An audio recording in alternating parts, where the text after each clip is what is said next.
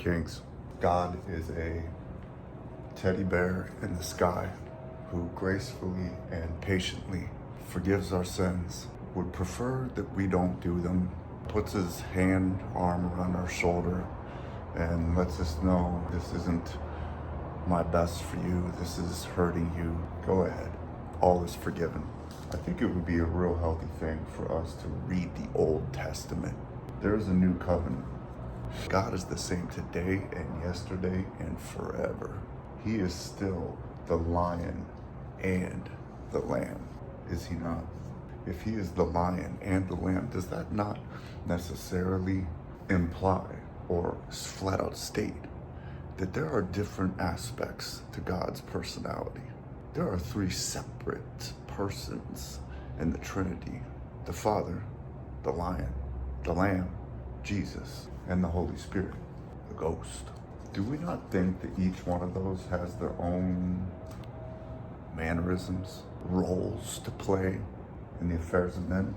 Lord led me to Zephaniah 3. Woe to her who is rebellious and defiled, the tyrannical city. She heeded no voice, she accepted no instruction, she did not trust in the Lord, she did not draw near to her God. Her princes within her are roaring lions, her judges are wolves. At evening they leave nothing for the morning. Her prophets are reckless, treacherous men. Her priests have profaned the sanctuary. They have done violence to the law. The Lord is righteous within her. He will do no injustice. Every morning he brings his justice to light. He does not fail. The unjust knows no shame. I have cut off nations. Their corner towers are in ruins. I have made their streets desolate, with no one passing by. Their cities are laid waste, without a man, without an inhabitant. I said, surely you will revere me after all this. You will accept instruction, so your dwelling will not be cut off.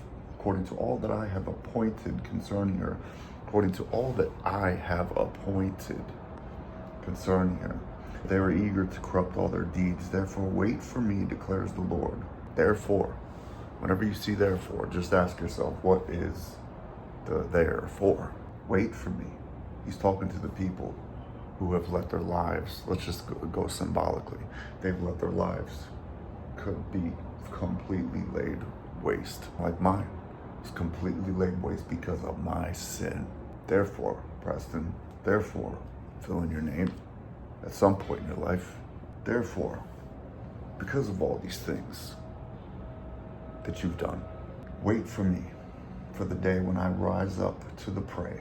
Indeed, my decision is to gather nations, to assemble kingdoms, in order to do what? To pour out on them my indignation. Man, if you think that's not like for New Covenant times, how do you explain World War I, World War II, and World War III coming up, and the tribulation coming up? Do you think that's just man doing his thing? That's God orchestrating all of those things. That's God orchestrating evil for ultimate good. Nothing's changed. My decision is to gather nations, to assemble kingdoms, to pour out on them my indignation, all my burning anger, for the earth will be devoured. Man, that's in the New Testament, that the earth is going to be devoured by the fire of my zeal. And what happens after that? Grace. For then I will give to the people purified lips. All this calamity, which the Lord caused. Let's go to Amos, if you don't believe that God is behind things like this. Amos 3:6. If a calamity occurs in a city, has not the Lord done it? You can look all throughout Amos. The Lord caused, the Lord caused, the Lord caused, the Lord caused, the Lord caused, the Lord caused. And that's throughout the whole entire Old Testament. Caused what? Caused one city to rise up against one nation, rise up another nation, and wipe it out. Everything I will give to the people's purified lips, that all of them, so that all of them may call on the name of the Lord to serve him shoulder to shoulder. That sounds like community to me. For beyond the rivers of Ethiopia, my worshipers, my dispersed ones, will bring my offerings. In that day you will feel no shame because of all your... Now we're moving into grace. God brought judgment, then he brought grace. Because of all your deeds by which you have rebelled against me, you will feel no shame because of all your deeds which you have rebelled against me. For then I will remove them from your midst. Your proud, exalting ones, you will never again be haughty. I will leave among you a humble and lowly people. And they will take refuge in the name of the Lord. The remnant of Israel will do no wrong and tell no lies, nor will a deceitful tongue be found in their mouths, for they shall feed and lie down with no one to make them tremble. Shout for joy, daughter of Zion. Shout for joy, comeback king. Shout in triumph. Exalt, rejoice, and exalt with all your heart. The Lord has taken away his judgments against you. He is clear. Do you think he doesn't judge us anymore? Do we need to go to the story about Ananias and Sapphira in the New Testament? We're actually going to do that in a second. The Lord has taken away his judgments because he has cleared away your enemies. The King of Israel, the Lord, is in your midst. You will fear disaster no more. This is speaking to us right now. That day will be said to Jerusalem, to comeback kings, do not be afraid. Do not let your hands fall limp, meaning do not get lazy to a certain degree. The Lord your God is in your midst, a victorious warrior. God is a warrior. Nothing's changed. He's still a warrior. He will exalt over you with joy. Man, God is not to be trifled with. Do you understand that? Yes, we're forgiven. Yes, we're under grace. He remembers our sins no more. Tell that to Ananias and Sapphira.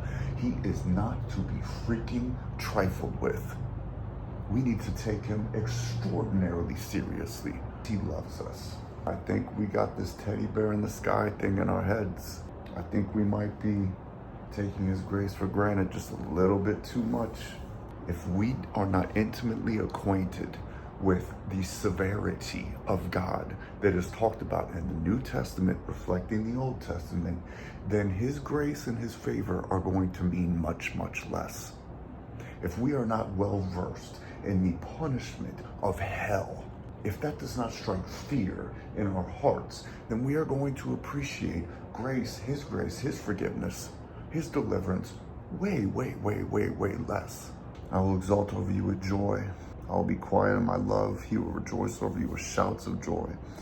He will gather those who grieve. They came to you, the reproach of exiles.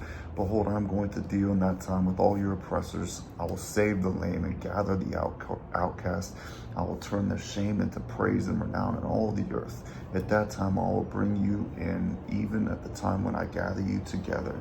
I will give you renown and praise among all the peoples of the earth. I will restore your fortunes before your eyes. God allows us to be torn down. He orchestrates it even. And then he blesses us and restores our fortunes. Grace is scattered all throughout the Old Testament. It is in the context of a lot of freaking pain. That pain has not gone anywhere. Those trials and tribulations and disasters, they have not gone anywhere. God's sovereign orchestration over the entire process has not gone anywhere. What has gone somewhere is punishment. What has gone somewhere is the energy behind the whole thing.